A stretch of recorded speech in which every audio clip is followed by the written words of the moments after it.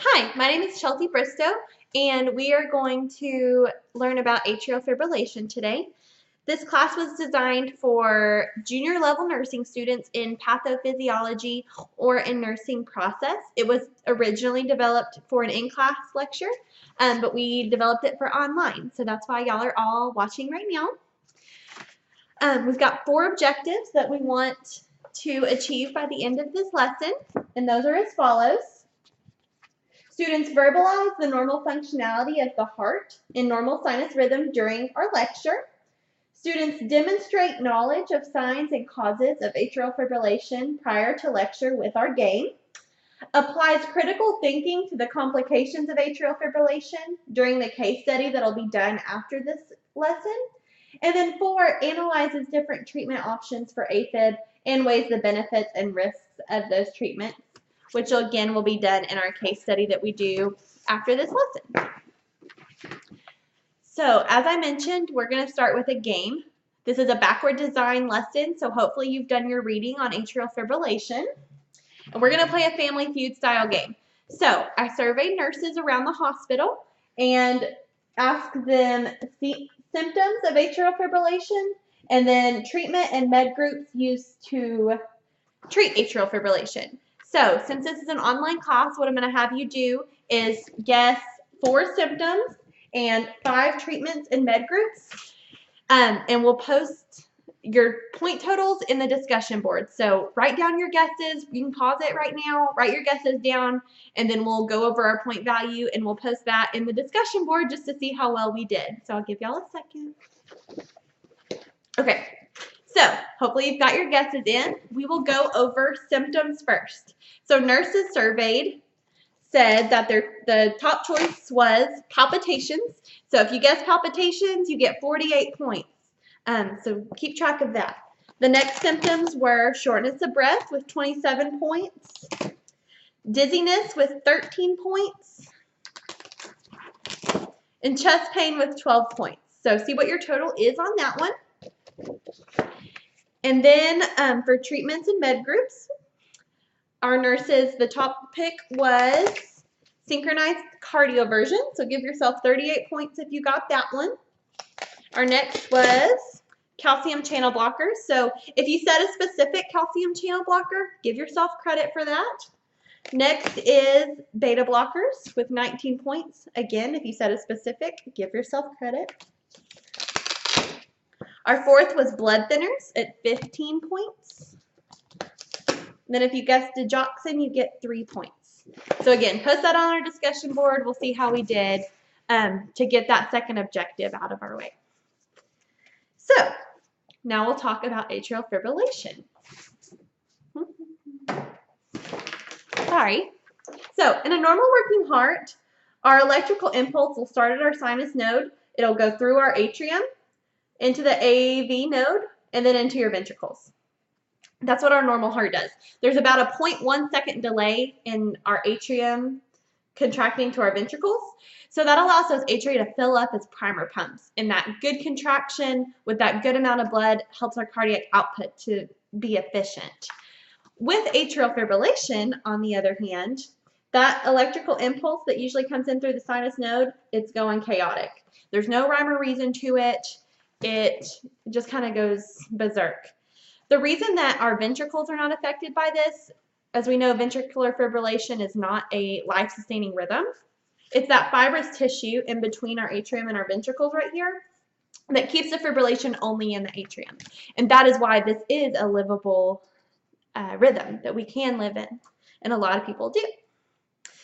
But without that good contraction, blood pools in the atria, which can lead to clots. Our cardiac output also is decreased because we don't have that good contraction with that good full atrium. It can be as low as 20 to 30% on our ventricular efficiency. So the most common cause of atrial fibrillation is atrial node enlargement. There's a lot of other comorbidities such as age, which is not something we can change. The older we get, the higher our chances to get AFib. And then there's a lot of disease processes that can increase your risk of atrial fibrillation. So if you have diabetes, COPD, those can increase your chances of getting atrial fibrillation. And any heart diseases. So heart failure, mitral valve regurgitation, or CAD can increase your risk for AFib.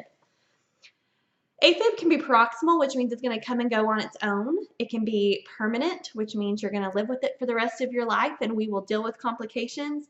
Or it can be persistent, which means it is going to require treatment, but it will usually go away. Signs and symptoms we usually experience, patients will experience this when they're also having a rapid ventricular rate. So it's AFib with RVR. So your atrium are in that fibrillation mode, and then your ventricles are also going at 160 beats per minute. You can imagine that symptoms would arise from that. But some people have symptoms with a control rate of 80, so you just have to know your patients. Signs and symptoms include, like we talked about with our game, palpitations, shortness of breath, weakness, fatigue, dizziness, and chest pain. Again, some people with a normal rate may have no symptoms. They may not know for a really long time that they're in atrial fibrillation until they go into that RVR. Complications come from the blood pooling, and that's usually where the mortality of atrial fibrillation comes in, is the blood clots. So the blood pools, it clots, and then it can turn into a PE or lead to a stroke, and those are our two biggest complications with atrial fibrillation.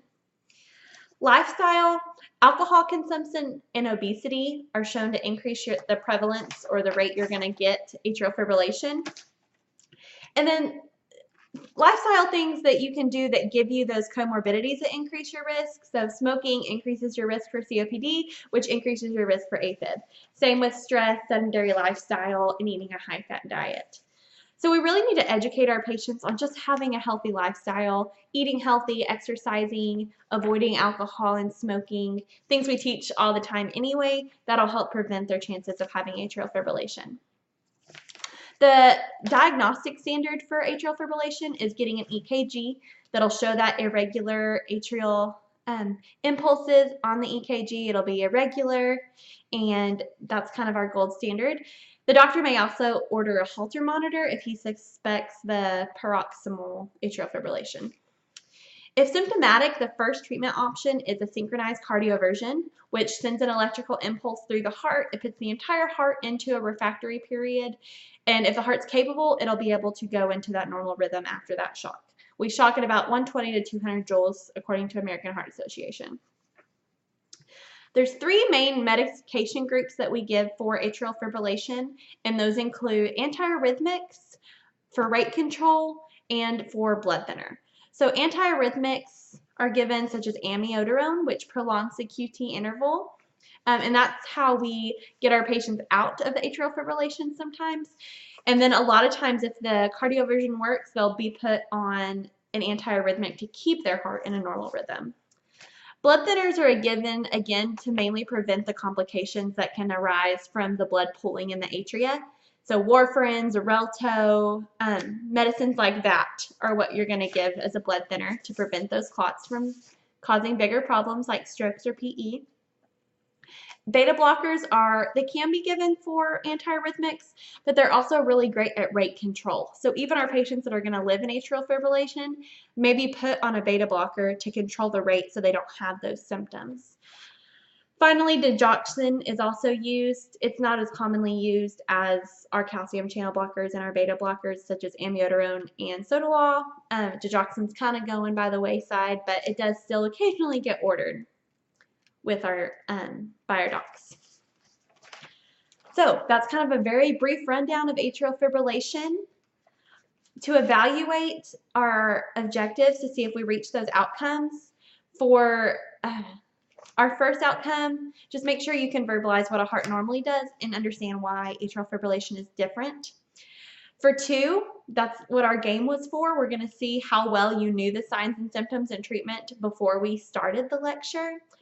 For our critical thinking applied to the complications and the different treatment options, weighing the benefits of that, that's what our case study is going to be for. So after you finish watching this video, go do the case study and we'll grade that, and that'll be our main evaluation tool to see if you reach the outcomes and achieving all of our objectives. Thank you for watching. Go complete your case study, post your points that you got on the game on the discussion board, and I appreciate you watching. I hope I taught you something today.